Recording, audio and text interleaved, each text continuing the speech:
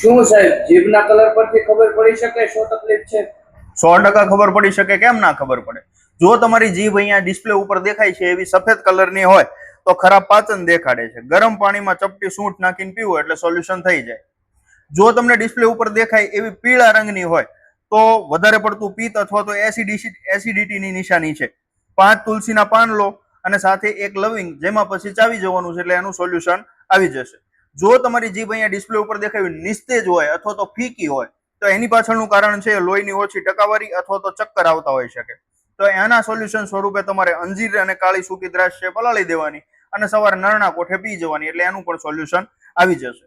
જો તમારી જીભ છે એમાં આવા લાલ ચાંદા દેખાતા હોય અથવા તો આટલી લાલ દેખાતી હોય તો એનું કારણ હોઈ શકે તમને રહેતું કબજિયાત અથવા તો પિત્ત છે એનું પ્રમાણ વધી ગયું હોય. તો રાતે સૂતા પહેલા હરડે અને દિવેલ છે એ સાથે પીવું તો જેના કારણે સોલ્યુશન છે એ આવી જશે.